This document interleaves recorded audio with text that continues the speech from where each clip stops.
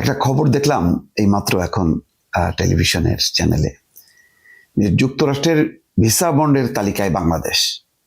Visa আবেদনে সর্বোচ্চ $15,000 জামানত দিতে হবে এবং এটা 21শে জানুয়ারি থেকে কার্যকর।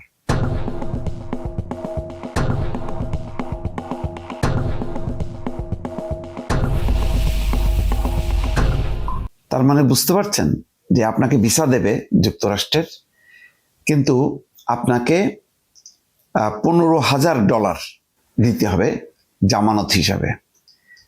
এটা হচ্ছে আপনি থাকবেন না, আপনি ফিরে আসবেন, আর যদি আপনি ফিরে না আসেন তাহলে এটা বাজেয়াপ্ত হবে। পরিস্থিতিটা বোঝেন। $15,000 বাংলাদেশি টাকায় হিসাব করেন 18 থেকে 20 লাখ টাকার মধ্যে আপনার এই টাকাটা রেখে আপনাকে যুক্তরাষ্ট্রে ভিসা নিতে হবে। ট্রাম্প অনেক আগে থেকে বলছিল যে এখানে ধনীরা থাকবে, যারা বিদেশি, যারা আমেরিকান না, ট্যুরিস্ট বা অন্য কোনো দেশ থেকে যারা আসবে, সাধারণ কেউ আসবে না, ধনীরা আসবে।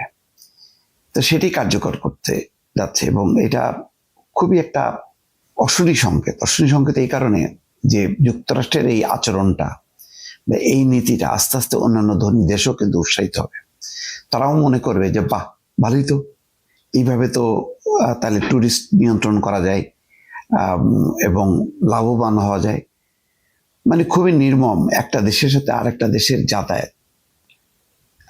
বিভিন্ন শ্রেণী পেশার মানুষ, আপনি $10,000 পর্যন্ত জামানত দিয়ে কারা দিতে পারে? একমাত্র ধনী ব্যবসায়ীরা ছাড়া সাধারণ যারা শিক্ষানুরাগী, বিজ্ঞান মনস্ক বা সাংবাদিক, লেখক, বুদ্ধিজীবী, মানে অর্থাৎ শিক্ষিত সমাজ, তার যে নানা পেশা আছে, ডাক্তার, ইঞ্জিনিয়ার, কবি, সাহিত্যিক, লেখক, তারা আর আমেরিকায় যেতে পারবে না। আমেরিকায় যেতে পারবে শুধুমাত্র যাদের পয়সা আছে, যারা ধনী। এই প্রবণতাটা, এই যে উস্কে দেয়া হলো, এই যে একটা ধারা তৈরি করা হলো, একটা খুবই খারাপ জিনিস একটা ইন্ট্রোডিউস করা হলো যে আমেরিকা মানে হচ্ছে ধনীদের দেশ। আমেরিকা মানে এটা ধনী গরিব নির্বিশেষে সবার দেশ না, বা সবার যাওয়ার অধিকার রাখে না। এই যে বিভাজনটা কেন টানলো জানেন? ট্রাম্প এইবার ক্ষমতায় এসে শুরু থেকেই আমেরিকাকে একটা ব্রাহ্মণ দেশে পরিণত করার চেষ্টা করছে। বিভিন্ন গরিব দেশের উপর শুল্ক চাপাচ্ছে, শুল্ক চাপায় তার দেশকে সে লাভবান করছে, কিন্তু সারা বিশ্বের অবস্থা সে দেখছে না। শুধুমাত্র মানে তার আমেরিকার স্বার্থ কোথায় কোথায় আছে। এই কারণে সে ভেনেজুয়েলা দখল করতেছে, বলতেছে গ্রিনল্যান্ড ওইটা তার লাগবে। মানে কোনটা লাগবে কোনটা লাগবে না এটা দেখতেছে, কোন জায়গায় তার সম্পদ আছে, কোন জায়গায় স্বার্থ আছে। এই হচ্ছে এখন আমেরিকা।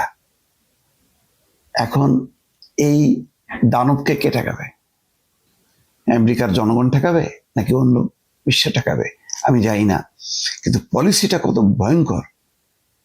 সর্বোচ্চ $15,000 জামানত দিয়ে তাকে ভিসা নিতে হবে। এই টাকাটা কার কাছে জমা থাকবে, কখন ফেরত পাবে, কিভাবে পাবে, তার কোনো ঠিক নেই।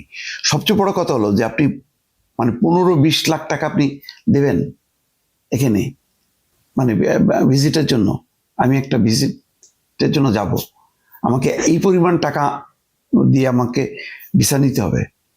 বুঝতে পারছেন অবস্থাটা?